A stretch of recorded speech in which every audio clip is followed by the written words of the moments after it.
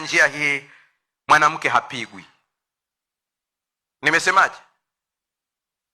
Hata siku moja. Usije ukajaribu kunyoosha mkono na kupiga mwanamke hata siku moja.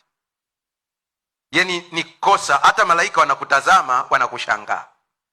Maana hata misuli yako na ya kwake haifanani, mifupa tu yenyewe haifanani. Yani kumpiga mwanamke ni kujidhalilisha we mwenyewe. Anasema namna gani pastor? Hivi wewe una ngumi zako ziko vizuri, unaenda kupiga mgomba ngumi, alafu unatoka mbele watu wasema ninajua kupigana. Kwa umepiga nini? Mgomba. Piga mwembe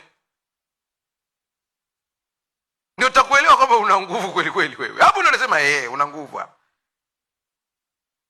Maandiko yamekataa kabisa. Maumbile yenyewe yanakataa. Mwanamke hapigwi. Wanaume wenzangu wote mnaonisikiliza, kumpiga mkeo ni kujilaani mwenyewe. Mwisho wa kunukuu.